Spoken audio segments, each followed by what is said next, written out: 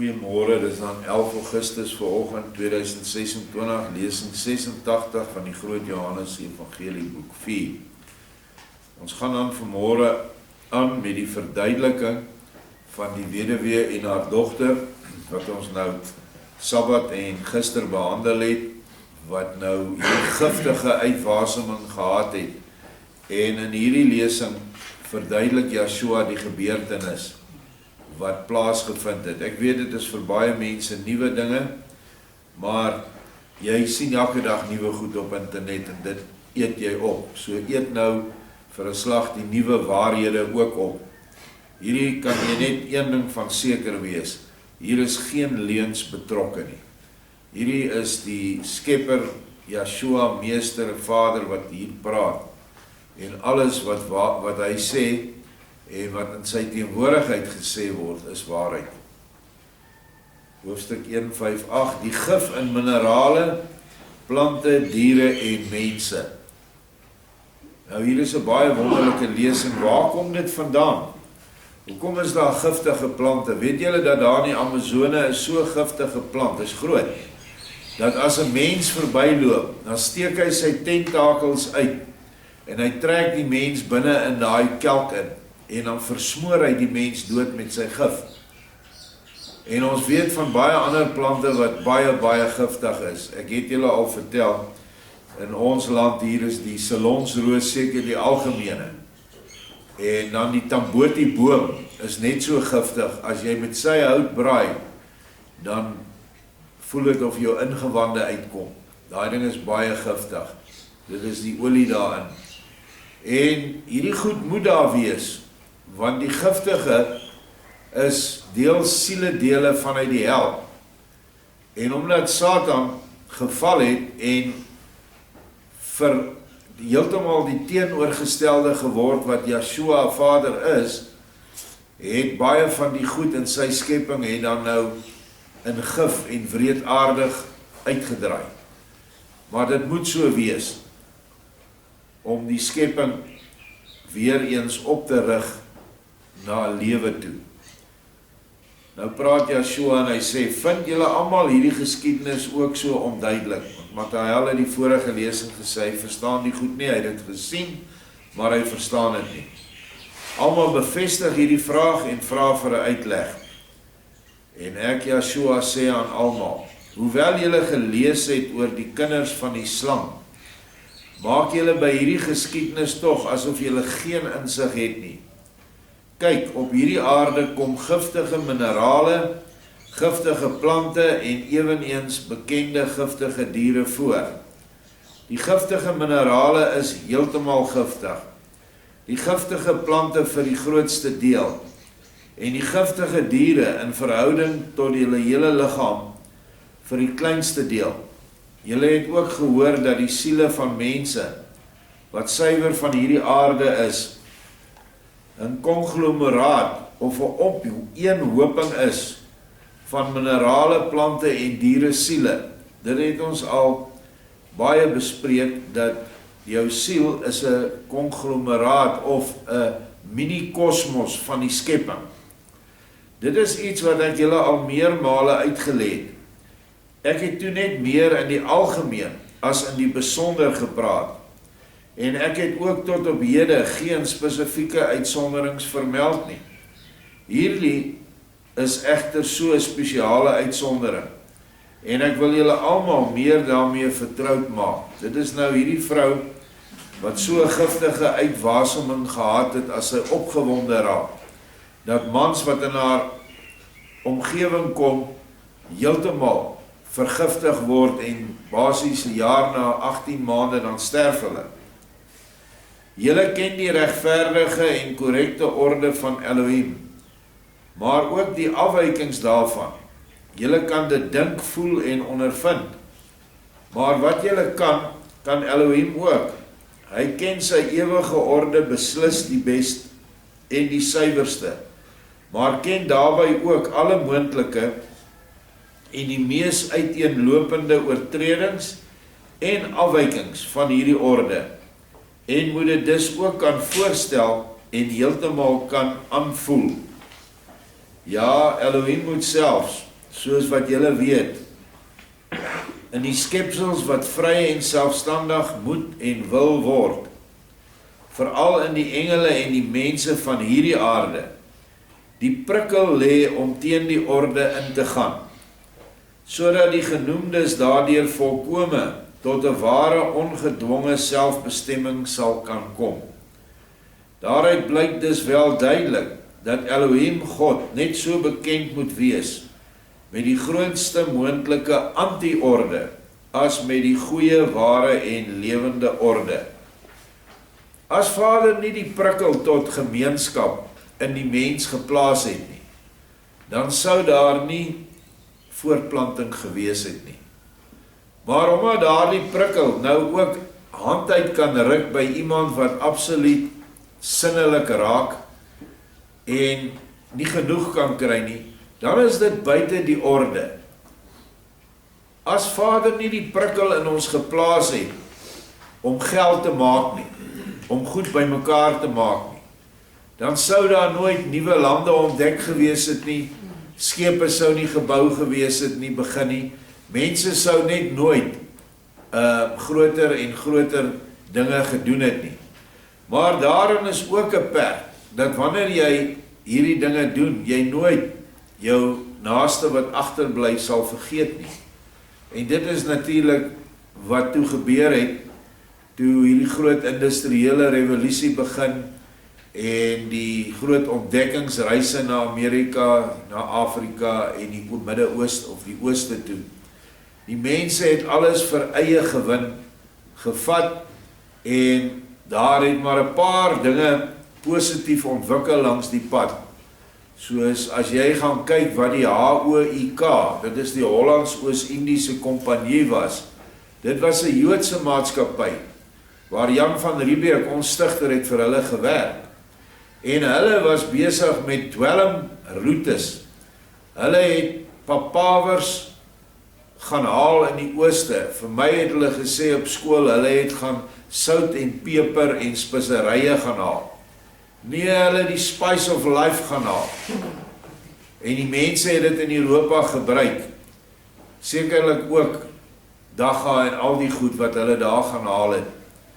En dit was 'n negatiewe ding, maar die voortvloeiende goeie dinge was, dat daar 'n halfwegstasie aan die Kaap gestig is, dat hulle baie mense in Europa wat moes vlug vir hulle geloof, daar kon akkommodeer, en so het ons volk ontstaan. So daar moet 'n prikkel wees vir die negatiewe, en daaruit vloei dan ook goeie dinge. Dink aan die 666 www internet. Dit is uit en uit in Satan se hande. Maar dink daaraan, as ons nie WhatsApp gehad het om elke oggend hierdie 5 groepe van ons te bedien met die woord nie, hoe moeilik sou dit gewees het andersins om by almal uit te kom. Baie keer dink ek moet ry om by die mense uit te kom, dan sê ek, maar ek is dom.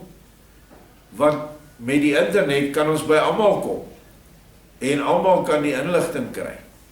So weer eens, die prikkel tot die bose wat Satan agter sit, kan ook gebruik word vir die goeie. Ons gaan aan. Die gedagtes en gevoelens teen die orde, sowel in Elohim as in die mense, volgens die gedagtes en gevoelens volgens die orde, is vergelykbaar met giftige minerale, plante en diere.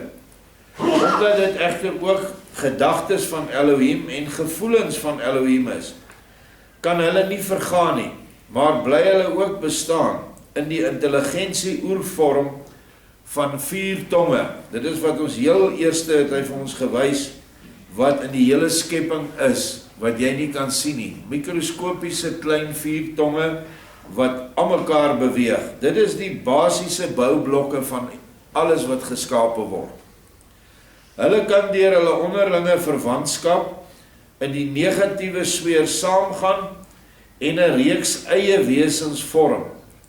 Uit hierdie oerbron ontstaan eintlik meerendeels die hele stoffelike en geoordeelde skepping, die hele materiële skepping.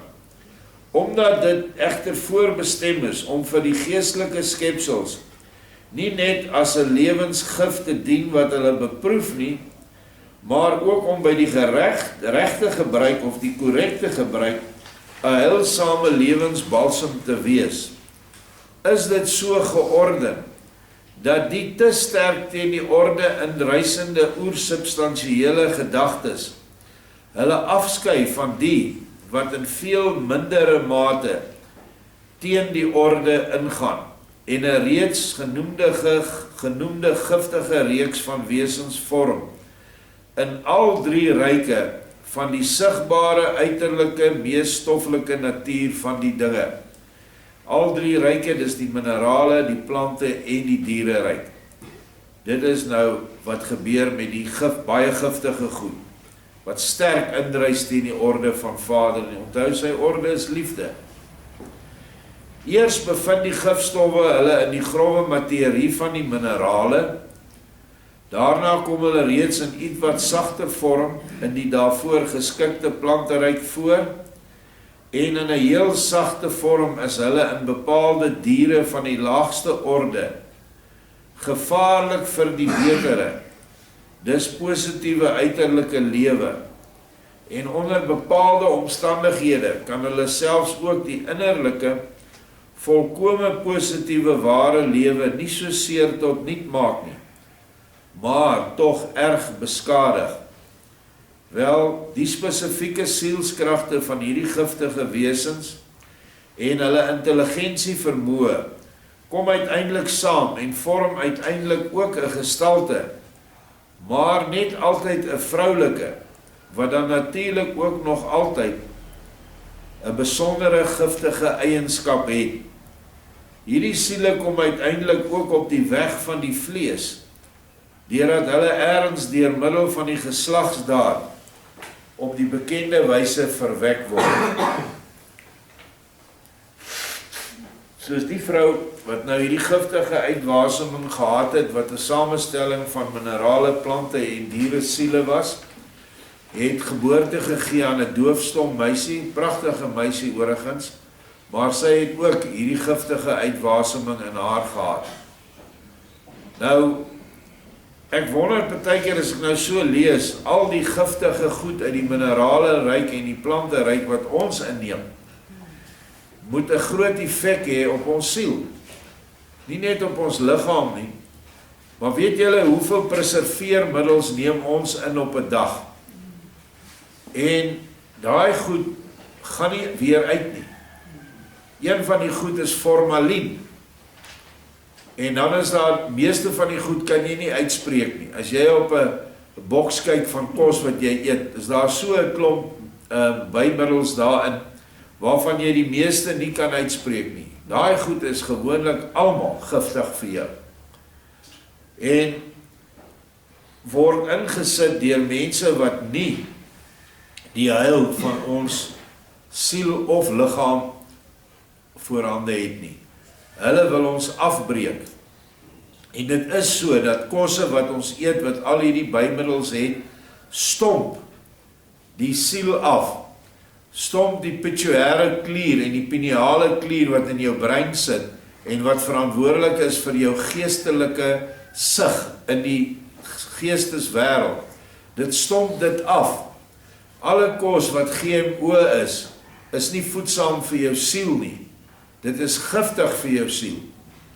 Nou ja, hier praat ons van 'n ander gif, wat daai tyd al 2000 jaar gelede nou saamgestel is, en in hierdie vrou voorgekom het, omdat sy 'n aardsiel is, en saamgestel is, uit verskillende komponente van minerale, plante en diere, maar meer van die giftige soort. Waarom dit so is, hoef ons nie nou te debatteer nie. Vader weet watter wese hy moet saamstel uit watter komponente ook al. Hy weet hoekom hy nie 'n roos gaan vat nie, maar wel 'n salonsroos, om hierdie persoon saam deur die lewe te kan vergesel nie. Dit is sy werk. Maar dit is hierdie seldsame voorkomende siektes wat ons ook al in die Bybel van gelees het, en ek het julle gister 2 voorbeelde gegee. Hoofstuk 1:5-9. Die giftige aard van die weduwee en haar dogter. As so 'n siel eenmaal die vlees bewoon, plaas sy haar giftige stowwe in die vleis en bloed van haar eie liggaam. Onthou, die siel is in die bloed. Op 'n plek in die skrif staan daar, die siel is die bloed. Wat betref natuurlik is gesondheid nie so seer in haar lewenssfeer gesteer word nie, omdat dit al van oorsprong daarop ingestel is. So hierdie siel en liggaam is redelik, ek gaan nou die Engelse woord gebruik, compatible met mekaar. Hulle is kan met mekaar ooreenstem, omdat die siel saamgestel is uit die giftige goed. Die siel is in die bloed en die liggaam het nou so gewoond geraak en daarmee saam een geword, dat dit haar nie affekteer nie. Want die mense nou dink, maar as sy dan so giftig is, hoekom sterf sy nie? Maar dit is vir iemand wat uit die positiewe orde voortgekom het, nooit raadsaam om te naby in so iemand se omgewing te kom nie. Want ook al skaad hy sy siel nie regstreeks nie, dan skaad hy egter tog sy liggaam, wat nie geskik is om sulke gif op te neem nie. En dit bring ons reeds by ons weduwee. Onthou wat Joshua hiervoor in die vorige paragraaf gesê het, het julle nog nie gehoor van die kinders van die slang nie. Nou hierdie weduwee is verseker een van die kinders van die slang. Maar selfs die kinders van die slang het geleentheid om vleeslike of vlees aan te neem en 'n lewe te lei wat hulle in die liefde kan besluit om in die liefde te leef en kan hulle dan verlossing kry. Dit het ons nou al lankal in hierdie Dogter van Sion gemeente het ons al genoeg voorbeelde daarvan gekry. Maar hulle is die moeilikste om die pad suksesvol af te lê, omdat hulle met hierdie vreeslike drawback sit, so kan noem. Haar siel, wat vir die res baie goed is, en in 'n goeie orde oorgegaan het, sy het baie liefdesdade gedoen, het haar giftige oerelement in die milt en die lewer van haar liggaam opgeberg, en daar bly dit rustig en verder onskadelik, solank hierdie persoon haarself nie om die een of ander rede onstuimig opwen nie. As so egte giftige persoon egter opgewonde raak, is dit vir elke man hoogtyd om hom vinnig uit haar giftige sweer terug te trek. So het ons gesien dat 2 mans al dood is van haar wat sy mee getroud was. Want die gif wat hom in haar liggaam bevind, is eteries van aard.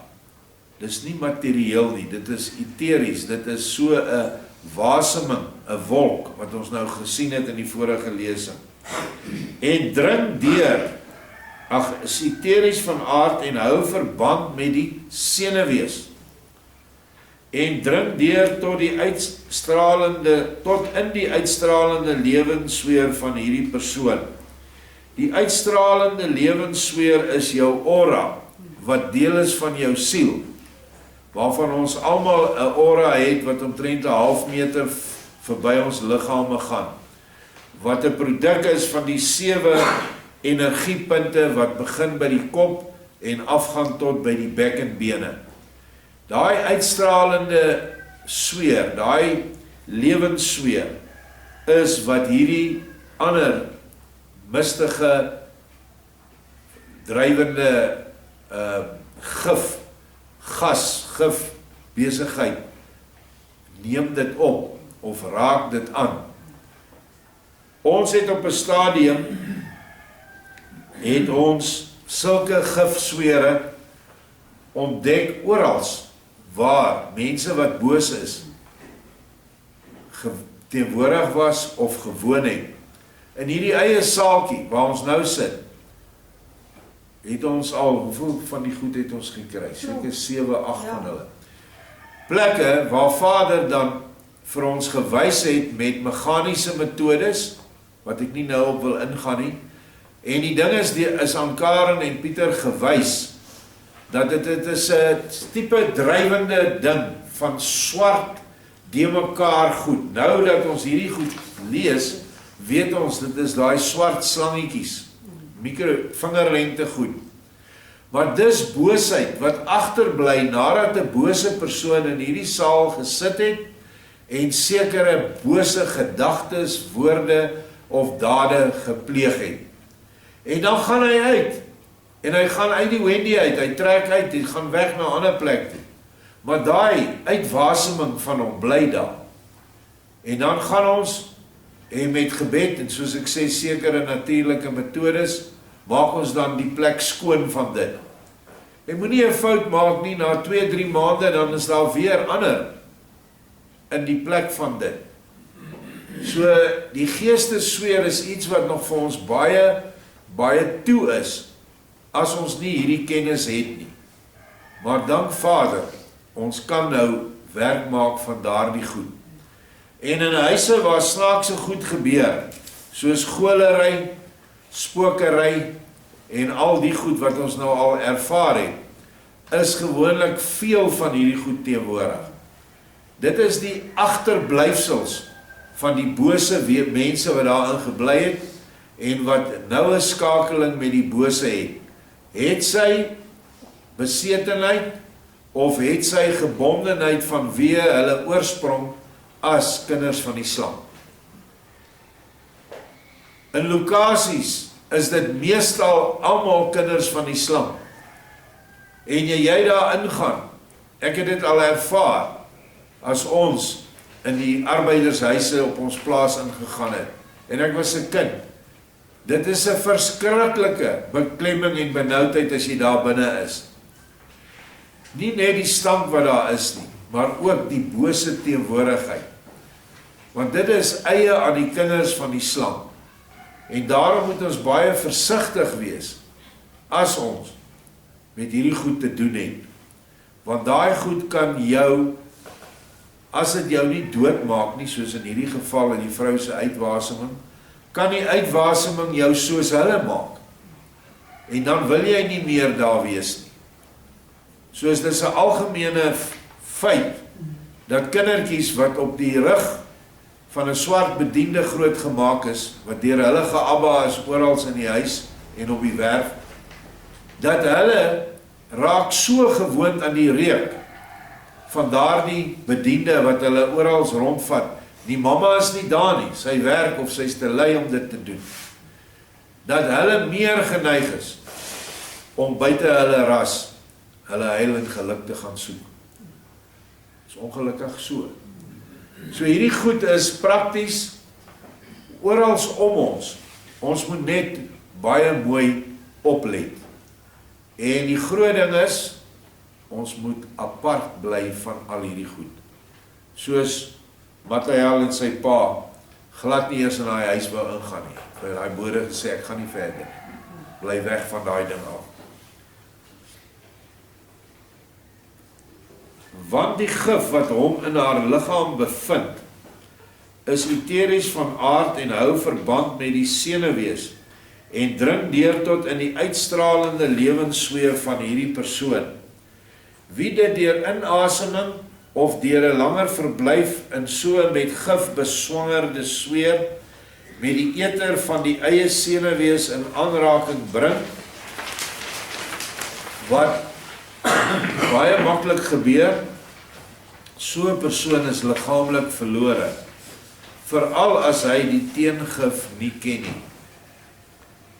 Die teengif was dan die slang, bouillon of, wat is 'n ander woord vir 'n bouillon, 'n sop, wat gekook is van verskeie spesifieke slange. Die teengif is dan, as alle senuwees nie reeds te sterk aangetas is nie, die bepaalde bouillon of sop. Tevens sou mens egter die diere in 'n groot vat in olyfolie moet smoor, en dan sou mens naas die drink van die dun vleissop ook die hele liggaam deeglik met hierdie slangolie moet invryf, Dit sou eers 'n volledige genesing kan bewerkstellig of kon bewerkstellig, omdat die reeds in die senuwees aanwesige gif homself dadelik uit die senuwees terugtrek en homself gedeeltelik via die sop bouillon in die maag of via die olie met sy daarin aanwesige oerelement verbind en verenig en daardeur nie meer op die senuwees kan inwerk nie en dit ook nie meer kan skaad nie. So dit is wat jy doen, jy sit nou met 'n senuwee eteriese gif en nou deur jou liggaam in te smeer met olie wat hierdie slange ingelê het, olyfolie sê hy, kan jy dan die geestelike of die senuwee dele uittrek na die liggaam toe en deur die behoorlike kanale daarvoor kan dit dan uitgaan by die liggaam deur die darmstelsel en deur die blaasstelsel. Dit is maar wat hy hier verduidelik. So dit het te doen met ontgifting. En ons sien ook baie nou in die moderne tyd dat ons verskriklik vatbaar is vir die inwerking van ander bose gediertetjies, klein gediertes, soos parasiete, soos slakke, soos bakterieë en ander kleiner goed soos virusse. En daar moet ons ook sekere genesingskruie vat. En van dit sal dan presies dieselfde doen as wat ons hier ervaar het met die sop wat gekook is en die aansmeer van olie wat hierdie slange ingelê het. Dit is hoe 'n mens van hierdie goed ontslaa raak. Ons gaan verder.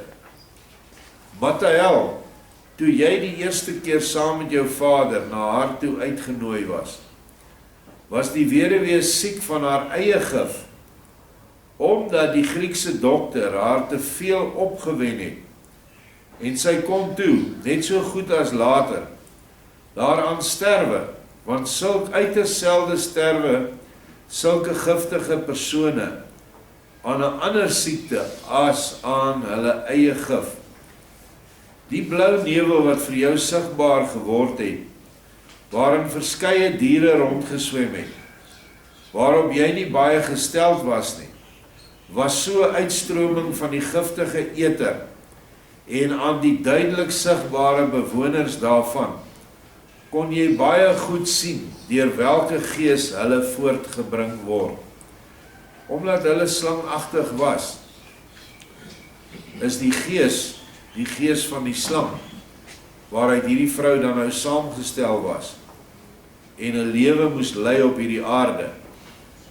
Toe jou vader met sy verstandige woorde, die vrees wat die weduwee innerlik baie opgewen het, aanmerklik verminder het, trek die bose eter homself terug, in die tot rus gebringde milt en lewer, en oortollige bly egter in die gal van die maag, word ten slotte na 4 dae heeltemal deur die bepaalde bouillon of sop opgeneem en langs natuurlike weg afgevoer deur die darmes en deur die blaas. Deur die en word ten slotte na 4 dae heeltemal deur die bepaalde bouillon opgeneem en langs die natuurlike weg afgevoer. En die weduwee word daarop weer heeltemal gesond. Die stem wat jou die middel genoem het, was van 'n gees, wat die geestelike beskermer van die weduwee was. Die gees wat gesê het wat hy moet gaan doen. Hy moet slange gaan vang aan die Horeb se een kant, weste kant of ooste kant, ek kan nie onthou nie. Almal van ons het so 'n beskermgees. Elkeen van ons het minstens een. En hierdie beskermgees is altyd daar om jou by te staan. En daarom was dit vir hom ook sy taak binne Vader se orde om te sê, hoorie, julle moet hierdie medisyne gebruik, dis iets wat julle nie ken nie. Toe jy saam met jou vader vir die tweede maal daarheen geroep word, was die weduwee erg ontstem oor haar doofstom dogter wat, ondanks haar doofstomheid, tog ewig verlief begin te word op 'n enigstens ligsinnige man. Daardeur word sowel die gif van die weduwee as ook die van haar dogter, wat nou ook dieselfde samestelling gehad het, wat dieselfde eienskap gehad het, te heftig, in beroering gebring. Beide word asof deur 1000 giftige slange in al hulle lewenssenuwees gepik. En vanaf daardie oomblik was daar geen liggaamlike genesing meer denkbaar nie. Behalwe dit wat deur my krag natuurlik wel moontlik sou gewees het. As gevolg van die groot opwinding, los die siele van beide hulle bykans heeltemal op. Dit wil sê, hulle los op in hulle oerelemente, en omdat hulle daardeur noodsakelikerwys meer ruimte nodig gehad het, brei hulle selfs hoog en ver bo die huis uit, waarin beide op sterwe gelê het. Toe die volledige losmaking van die liggaam 'n feit was, en die oerelemente binne die kluwe van die lewensnevel, deur die daarna intredende rus, weer insien dat hulle by mekaar hoort, skei die voorheen in mekaar geskuifde kluwes weldra van mekaar, waarvan die grootte die oerelemente van die siel van die weduwee en die kleinste die van die dogter bevat.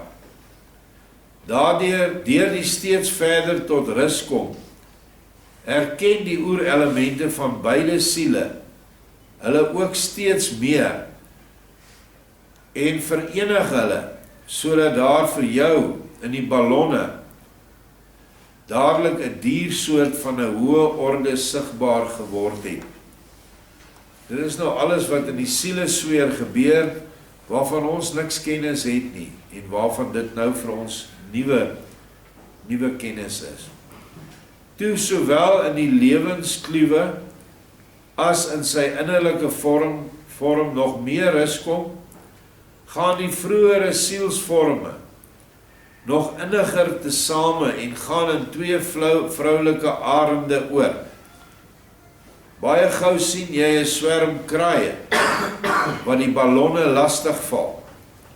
Dit was die geeste van die uitstralende lewenssfeer, wat hulle nou ook met beide siele moes verenig. Toe dit vir jou op sigbare en passende wyse plaasvind, onthou die arende het toe die kraaie verdryf en ander vernietig, opgevreet, toe sien jy dadelik twee koeie verskyn. Dit lê al naby die mens. Daar ontbreek alleen nog slegs iets oerelementêrs. Nou alle makdiere, veral nou in hierdie geval koeie en skaapoeie, is alreeds baie naby aan 'n oorgang na 'n mens toe. Want die mens is saamgestel, hierdie aardmense, van al hierdie elemente in die diereryk. Dit is die finale vorm. Die suiwerste dierevorm wat jy kan kry, is 'n lammetjie van 24 uur oud. 'n wit lammetjie. Die suiwerste in die voëlryk is 'n wit duif. Daarom word die goed ook gebruik in die simboliek om die gees aan te dui. Onder andere die duif is die gees van waarheid, en dan die lammetjie ons wat hom liefhet word as sy lammers beskou. So is 'n koei baie naby aan om oor te gaan vanaf, onthou nie fisies nie, die siel van die koei gaan oor in 'n siel van 'n mens. Daar is nie 'n sprake van reïnkarnasie hier van verskillende diere soos wat die heidene glo nie. Klomp daar in die ooste wat die koei aanbid, glo dat hulle sal terugkom as 'n koei, wat nie waar is nie. maar die siele elemente wat hy nou mooi duidelik vir ons beskryf het, is teenwoordig. So nou is hulle alreeds baie naby aan die vorm van 'n mens. Kom ons kyk wat gebeur verder. Die twee mansiele wat vroeër mans van die weduwee was, herken hierdie tekort en bring dit volgens die goeie orde.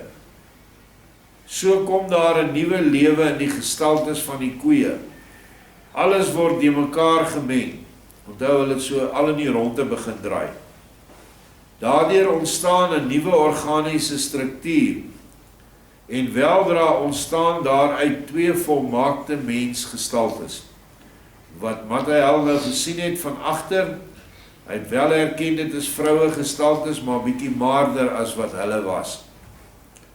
Hulle word nou deur die aanwesige mansiele liefdevol begroet en hierdie liefde vorm dadelik die korrekte oerstof vir die ooreenkomstige klere en so word die eers so skamele siele weer vir altyd volledige mensevorms, toegerus met die nodige kennis wat duidelik te sien is aan die feit dat hulle in 'n westelike rigting vertrek. Die westelike rigting is altyd die rigting van die wysheid. En hierdie een man het vir hulle klere gebring. Klere in die geestesfeer stel dan altyd geestelike bekleding voor. En ek dink dit was 'n gryserige geplooide gewaad as ek dit nie mis het nie.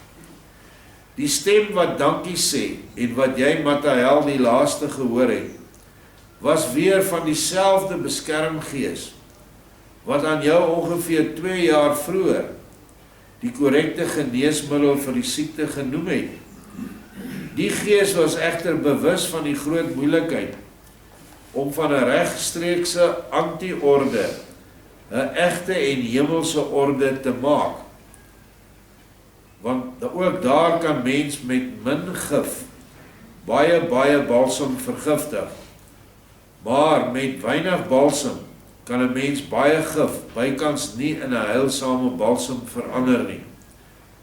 Slegs by Elohim is alles moontlik. En daarom spreek die beskermgees aan die einde sy dank uit aan Elohim die Meester. Begryp julle dit nou almal goed? As iemand iets nog nie verstaan nie, laat hy dit dan vra en dit sal vir hom uitgelê word. Einde van die hoofstuk. Nou ja, dit is 'n moeilike verklaring vir ons wat nie daaraan gewoond is nie. Ek stel voor dat jy hierdie bladsy opvou en in jou Bybel sit en hom weer gaan lees by die huis en meermale gaan lees.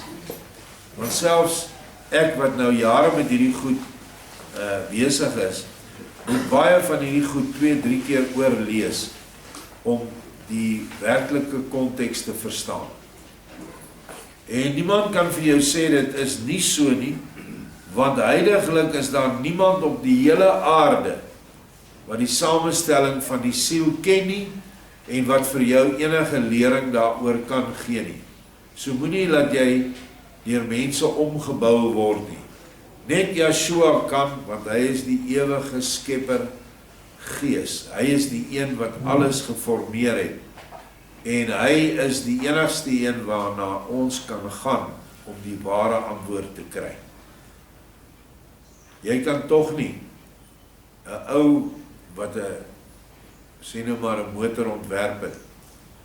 Jy kan nie na enige ou toe gaan as jy probleme het en vra wat is die oorsaak van hierdie moeilike probleem nie. Jy moet na die ontwerper toe self gaan om die vinnigste moontlike oplossing te kry wat nie skade gaan maak aan die voertuig nie. En so ook is Yeshua die ontwerper, die ingenieur van alles wat bestaan op aarde en in die hemel, en hy sal vir ons soos in hierdie lesing die regte verklaring gee vir alles. Baie dankie.